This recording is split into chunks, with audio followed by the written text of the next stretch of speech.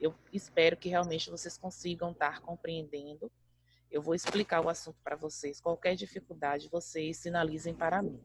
Como nós fazemos na sala de aula, nós vamos começar a nossa aula com a nossa oração, né? Pedindo a Deus sempre discernimento, sabedoria e que Ele possa realmente estar nos acompanhando. Então, nós vamos começar com a nossa oração. Em seguida, eu vou estar compartilhando com vocês uma mensagem e logo após nós vamos falar acerca do nosso conteúdo. Também peço para que vocês deixem a câmera de vocês ativada, né, para que não tenhamos nenhum tipo de desconforto. Eu havia dito para a Vitória e para outros que entraram antes um pouco, que eu não tirei aqui, não desativei o som de vocês. Por quê? Porque às vezes eu posso estar explicando algo e aí, no momento que vocês querem fazer algum pedido para conseguir entrar na reunião, até perguntar algo, às vezes não dá tempo devido a estar fazendo algum determinado compartilhamento. Mas eu peço desde já que vocês saibam se comportar, claro, e que possam estar desativando o som de vocês, para que a gente não tenha nenhum tipo de entrave. Pessoal aí já?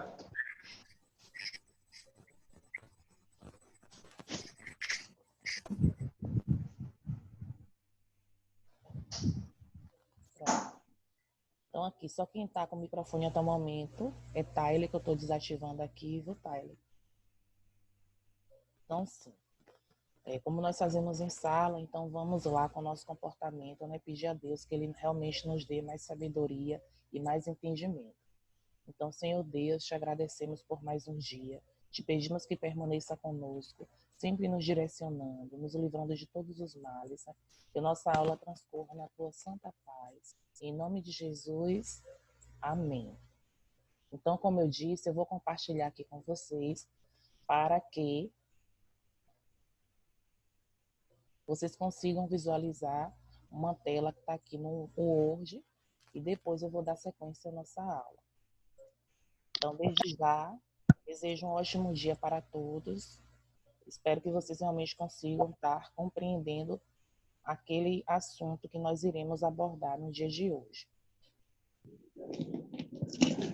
Bem, nós vamos começar refletindo um pouco essa semana. Essa semana a nossa reflexão vai ser acerca de como as águias elas se comportam para que nós possamos não imitá-las, né, mas que nós possamos realmente ter um comportamento bem semelhante.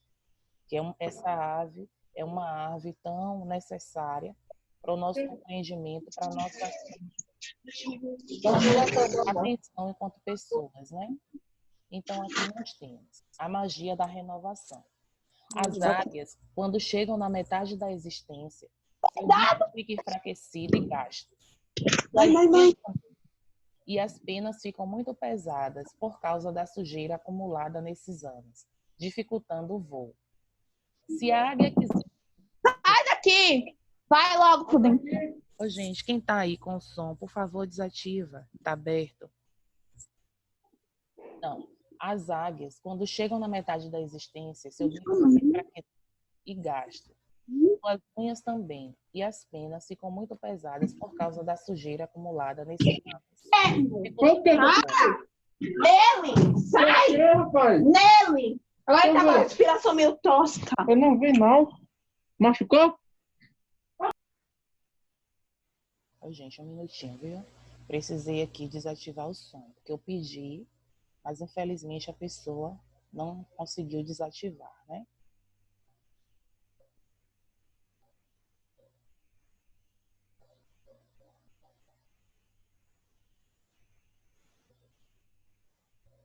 Então, retomando aqui.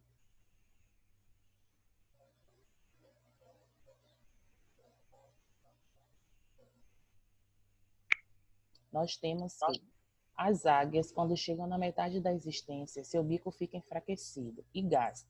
Suas unhas também. E as penas ficam muito pesadas por causa da sujeira acumulada nesses anos, dificultando o voo. Se a águia quiser sobreviver, ela precisa tomar uma decisão difícil. Ou deixar as coisas como estão e morrer. Ou desafia a dor e muda. Geralmente, o instinto de sobrevivência fala mais alto. A águia, então, voa até uma fenda do penhasco e faz ninho, onde passa, né, ela consegue lá se abrigar de outros predadores e inicia um verdadeiro renascimento. Primeiro, a águia ela bate o bico dela em uma fenda, né, lá naquelas pedras onde ela foi se alojar, até arrancá-lo e passa a esperar que renasça um novo. Depois, começa a arrancar com um novo bico as unhas, uma a uma. Quando as novas unhas surgem, usa-as juntamente com o bico novo para arrancar as penas endurecidas de seu corpo. Então, recupera condições e retorna ao voo livre da vida. O que é que eu quero estar dizendo para vocês com essa mensagem? A águia, ela vive, né, assim, de acordo com os historiadores, ela vive cerca de 70 anos. Então, quando chega lá nos 40 anos, ela passa por esse processo. Esse processo que para a gente é um processo de aprendizagem. Assim como na nossa vida, nós precisamos também aprender, buscar, né, sermos pessoas melhores a cada dia. Então, claro que nós não vamos passar por esse processo doloroso como a águia, mas nós precisamos acreditar que tudo é possível, mas é possível aquele que acredita, aquele que crê, aquele que tenta, né? Então, diante desses dias que nós estamos vivenciando aí, esse período pandêmico, nós precisamos realmente nos fortalecer e vamos nos fortalecer buscando sempre leituras positivas, né? Buscando lá, estar conhecendo mais um pouco, nos aprofundando da palavra do Senhor também. Então, depois de nós compartilharmos aí essa leitura, nós vamos adentrar no nosso conteúdo do dia. O nosso conteúdo, ele será sobre os termos essenciais. Aí, então, vocês poderiam me dizer, o que seriam os termos essenciais? Como nós vimos ainda na nossa sala, no espaço físico, nós estamos falando em termos essenciais quando nós falamos meramente do nosso sujeito e do nosso predicado. Nós temos dentro do nosso predicado, claro, a nossa junção do verbo. Agora, hoje eu vou detalhar com vocês algumas partes que nós precisamos falar um pouco mais a respeito da parte do predicativo do sujeito. Então, quero que vocês se atentem mesmo. Então, vou recapitular essa parte do sujeito e a parte do predicado, porque são ações que nós precisamos ter bem solidificado, dizendo realmente o que é que elas representam para a gente. Então, assim, eu vou explicar o conteúdo, como vocês sabem que o nosso tempo ele não é tão expansivo, então eu vou estar explicando o conteúdo. Após vocês finalizarem, né, a parte dos estudos, não conseguir compreender, eu vou abrir um momento para tirarmos as dúvidas. Então, desde já, prestem atenção, qualquer coisa, se não conseguir compreender, na hora que eu abrir o momento para as dúvidas, vocês aproveitem para questionar.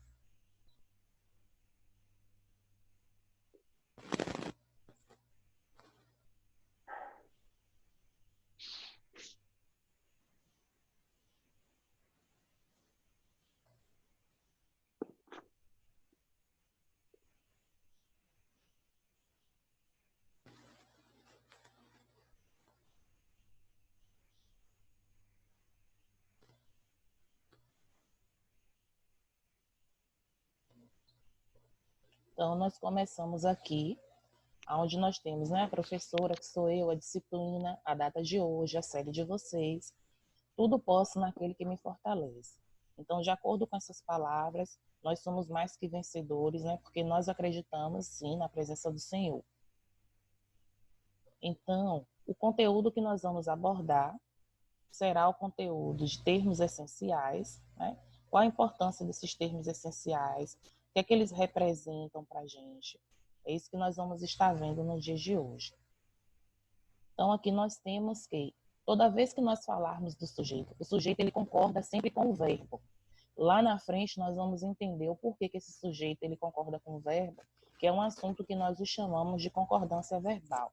Então, se eu tenho um sujeito na minha frase, que aquele sujeito ele está no singular, o verbo também deve estar no singular. Se ele estar no plural, o verbo também precisa estar no plural, porque o sujeito ele concorda sempre com o verbo. O sujeito ele vai constituir o assunto central, ou seja, o assunto principal da minha frase. Sem o sujeito da frase, a minha frase ela fica sem nexo, ela fica sem sentido.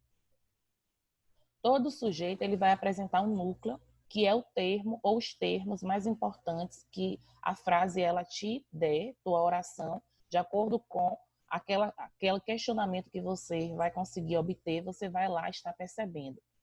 Se o núcleo, aquela palavra que você tira ou as palavras, que a sua frase ela ficaria sem sentido. Então, nós temos lá que esse núcleo, né, ele pode ser um substantivo, ele pode ser um pronome, ou ele pode ser uma palavra substantivada. Uma palavra que vai servir, na verdade, como um substantivo. De acordo com isso, nós temos lá as classificações do sujeito. Porque, claro, de acordo com o núcleo do sujeito, de acordo com a minha fala, eu vou conseguir saber, ter a noção. Então, nós temos lá como os tipos de sujeito. O sujeito simples, que é quando apresenta um único núcleo, ou seja, apenas uma palavra principal, uma palavra mais importante. Nós temos, meu avô brigou com os 2 fazendeiros. Quando eu pergunto quem brigou com os 2 fazendeiros, eu vou conseguir ter uma noção, né, de quem estaria brigando seria meu avô.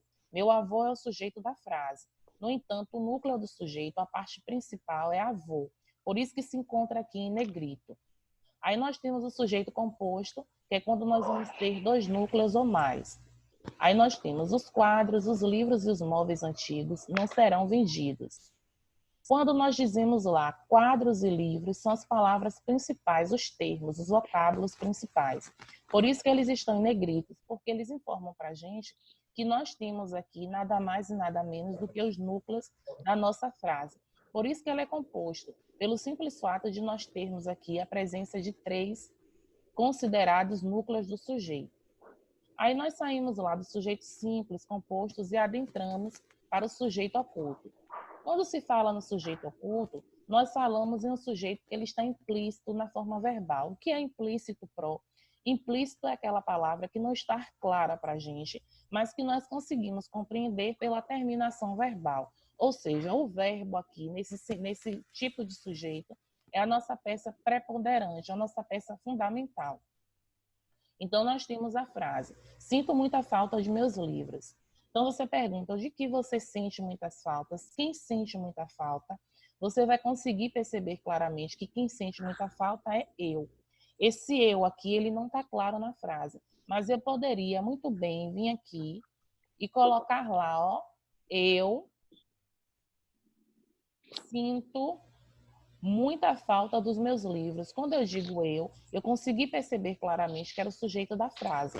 Claro, se a frase já tivesse o eu aqui de forma explícita, de forma clara, o sujeito seria claramente esse eu. Mas não tem o sujeito, porque o sujeito ele está acontecendo aqui através da terminação verbal, que é o que nós vamos classificar dessa forma como sujeito oculto ou mesmo sujeito desinencial ou implícito. Ele pode receber uma dessas 3 nomenclaturas e significa a mesma coisa. Nós ainda temos o sujeito indeterminado, né? O sujeito indeterminado é quando a gente não consegue identificar claramente a quem o predicado da oração se refere. Há 2 maneiras de se indeterminar o sujeito. O verbo, na terceira pessoa do plural. Então, nós temos lá, procuraram, você ontem à noite. Eu fico na dúvida. Perceba que quando nós falamos aqui do sujeito oculto, nós temos a certeza, a clareza de quem é esse sujeito. Quando eu digo, eu fiquei preocupada com você. Quem ficou? Eu. Ficamos preocupados com você. Quem ficou preocupado? Nós. O sujeito, ele é claro, ele é visível, através da terminação verbal. Já, quando nós falamos no sujeito indeterminado, nós ficamos realmente nesse impasse de saber quem é o sujeito. Eles, elas, eu tenho dúvida, eu não sei quem é. Estão pedindo sua presença lá fora. Quem é que está solicitando essa presença? A gente não consegue identificar de forma objetiva. E nós ainda temos aqui uma outra possibilidade de ocorrer o sujeito determinado, que é quando usa-se o pronome se, atuando como índice de indeterminação do sujeito. Vive-se melhor fora das cidades grandes. Precisa-se de novos vendedores. Então, observe que esse vive-se, esse precisa-se. Nós vamos, por exemplo, em uma casa onde vende geladinho. E lá tem uma placa, vende-se geladinha. Eu sei que alguém está vendendo geladinho naquela casa, mas é um homem, uma mulher, uma criança. Quem é que está vendendo? Eu não sei. Isso aí, para mim, é a impossibilidade que eu vou ter, claro, do meu sujeito indeterminado. Percebam que, quando nós falamos no sujeito oculto, nós temos a certeza se é eu, se é nós. Quando nós adentramos ao sujeito indeterminado, nós ficamos aqui nessa dúvida, nessa impossibilidade. E aqui nós temos a oração sem sujeito, também conhecida como oração inexistente, que é formada por apenas dos predicados, os quais aparecem os verbos impessoais. Os verbos impessoais são os verbos estar, fazer, haver, ser, ou quando se refere a fenômenos da natureza, como ocorre aqui. Choveu pouco no último mês de março, anoiteceu rapidamente. Perceba que choveu e anoiteceu são fenômenos relacionados à natureza. Então, assim, quando nós falarmos aqui dos verbos que nós temos nas nossas frases, nós precisamos ter essa noção. Eu estou falando de quem? De um verbo impessoal, de um verbo que representa para mim um fenômeno da natureza. Então, eu preciso primeiro, a primeira coisa que nós devemos fazer ao analisar uma oração é a identificação do verbo. Pela identificação do verbo, você vai conseguir saber se você está falando de um sujeito oculto, que é o mesmo desinicial ou implícito, ou de um sujeito inexistente, ou mesmo de um sujeito indeterminado. São esses três tipos de sujeito que vocês precisam ter uma atenção um pouco mais vigorosa. Quando eu digo uma atenção um pouco mais rigorosa, para não se confundir, porque o sujeito oculto, o desinicial, ele é claro. Percebam que quando nós dissemos aqui, olha sobre aquela questão de que o sujeito ele poderia ser lá sinto, o sinto eu percebo claramente que é o eu. Já no sujeito indeterminado eu tenho dúvida.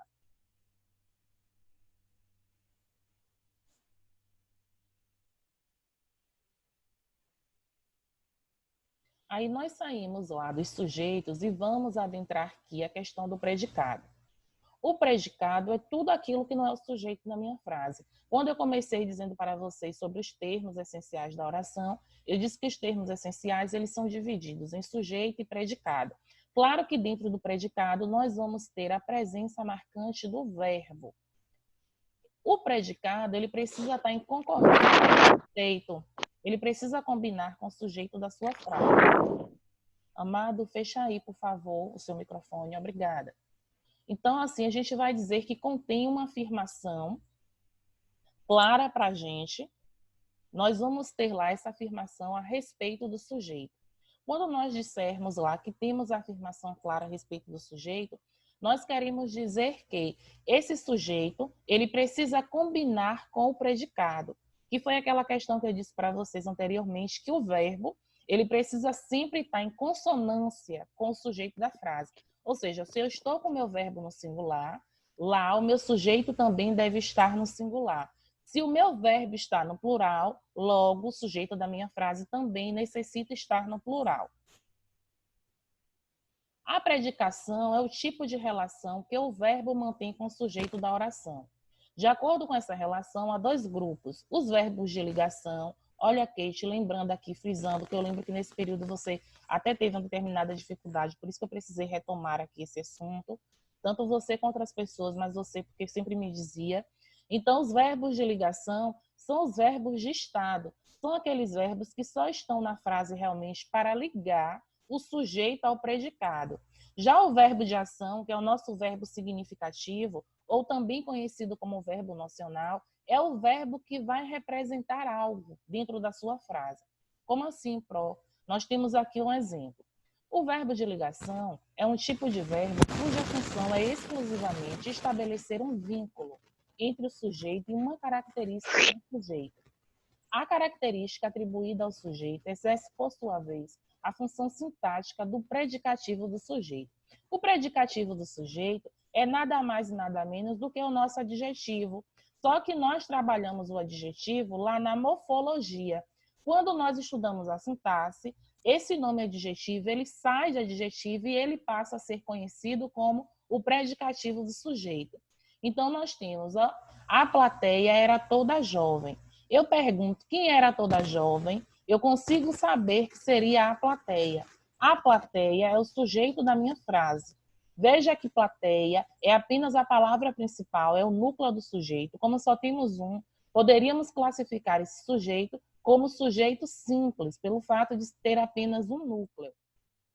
Era toda jovem é todo o meu predicado, que é o que sobrou, que não é o meu sujeito. Mas quando eu digo lá era, é o meu verbo de ligação, simplesmente porque está só aqui unindo o meu sujeito ao meu predicado na minha frase. Quando eu digo toda jovem, é a característica que eu atribuí à plateia. Se é a característica atribuída à plateia, logo será o predicativo do sujeito. Nós temos uma segunda frase. A menina parece cansada. Eu pergunto, quem parece cansada? O sujeito da minha frase. Então, eu vou dizer lá. É um verbo de ligação. É a característica que eu característica, eu não estou falando de adjetivo aqui, eu não estou falando de morfologia, então só posso estar falando. Ô, professora, o som tá ruim.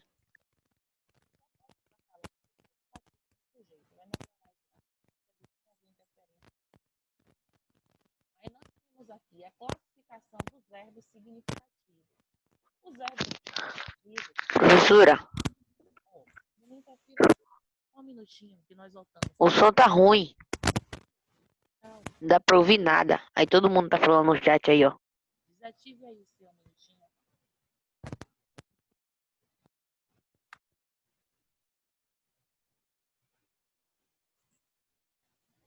Melhorou?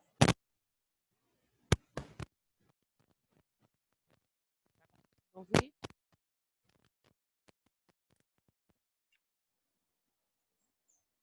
Pronto. Melhorou? Estão ouvindo? Pronto, obrigada, Ágata. Então, aqui nós temos que a classificação dos verbos significativos, ele pode ser lá intransitivo, ele pode ser transitivo ou ele pode ser um objeto. O verbo ele vai ser considerado intransitivo quando eu não preciso de nenhum complemento. Quando o meu verbo por si, ele consegue explicar aquilo que eu preciso compreender. Aí nós temos aqui, ó, é aquele em que a determinada oração exprime por si só uma ideia completa. Por isso, não requer outro termo que complete seu sentido. Já o verbo transitivo, a palavra transitar, significa que você está permeando, você está andando entre um lugar para o outro. Ou seja, todas as vezes que nós falarmos em um verbo transitivo, nós estamos falando aqui puramente que é um verbo que precisa de um complemento. E esse complemento ele vai servir para a gente como um objeto. Nós temos aqui alguns exemplos. Mas antes, nós vamos ver a diferença realmente entre um verbo de ligação e um verbo significativo. O verbo de ligação, ele representa para a gente um estado, né? O verbo significativo, ele representa para a gente uma ação.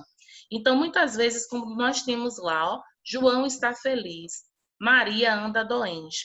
Nós temos os principais verbos de ligação, que é o verbo ser, estar, continuar, andar, permanecer, ficar. E nós temos aqui o verbo de ação, onde nós temos, observa que nós temos aqui, João está feliz. Aqui no de ação nós temos, Mauro lê muitos livros. Então, observa que nós temos o ler, essa leitura aqui, como preponderante para a gente.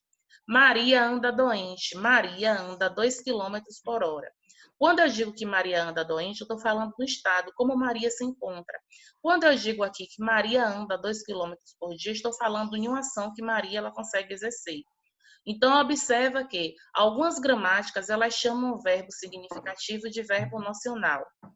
Isso aqui é de acordo com as gramáticas em si, as constituições que elas nos trazem. Então, todas as vezes que falarmos verbo de ligação, é um verbo de estado. Só está ligando realmente o sujeito ao seu predicado. Aí nós temos aqui os tipos de predicado, que pode ser predicado verbal. Eu vou ter um predicado verbal quando lá na minha frase, o núcleo do predicado, a parte mais importante do predicado, for um verbo. Então, ó, ministro anuncia reajuste de impostos. O núcleo foi um verbo significativo, que foi o verbo anuncia. Então, se é um verbo núcleo, aquela parte principal, eu só posso dizer que eu tenho um predicativo verbal. Eu vou dizer que, quando um predicado ele é verbal, que ele pode ser lá considerado para mim um verbo significativo, que pode ser um verbo transitivo direto, um VTI, que é um verbo transitivo direto e indireto, ou um VIR, que é apenas um verbo intransitivo. Então, observa, VTD é a sigla que nós usamos para dizer que é um verbo transitivo e direto. Quando nós usamos a sigla VTI, é para dizer que o verbo é transitivo e indireto.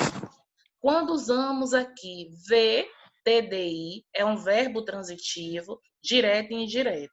Aí temos aqui alguns exemplos. O técnico comprou várias bolas. Então, nós temos um verbo transitivo e direto. O técnico gosta de bolas novas.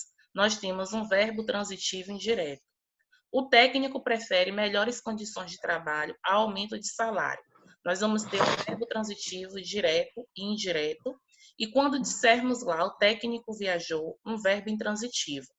Gente, se por acaso a aula finalizar, não tem problema. Vocês podem ir lá no mesmo link e acessar, que eu retorno, porque às vezes pode ter esse problema. Então, se porventura tiver esse problema, já sabe, vai lá no link e retorna, viu? Então, nós temos lá o predicado nominal. O predicado nominal, ele já vai ser o nome, que vai ser aquela parte principal. Veja que quando nós falamos em predicado verbal, nós estamos falando do verbo significativo, que é o verbo de ação, onde o verbo é a parte principal. Quando nós falamos num predicado nominal, a parte principal, o nosso núcleo, ele vai ser um nome, que vai ser o nosso predicativo. Aí nós temos aqui, ó, todos estavam apressados. Percebam que estavam é o nosso verbo de ligação. Se é o nosso verbo de ligação, logo ele é um verbo de estado. Se é um verbo de estado, eu tenho lá uma característica. Que é a característica que eu tenho? Apressado. Apressado está sendo para mim nada mais e nada menos do que a característica do meu sujeito. Se é a característica, eu só posso dizer que esse predicado é um predicado nominal, porque eu estou falando em um nome. Então, perceba que o predicado nominal, ele é lá fortalecido pela presença de um nome, de um adjetivo, de um pronome, de um substantivo. Já o predicado verbal, ele é condicionado pela presença de um verbo, que vai ser o verbo de ação. Não mais um verbo de estado, mas sim um verbo de ação. Aí eu coloquei aqui a observação para vocês. O sujeito ele pode ser um adjetivo, ou uma locução adjetiva, um substantivo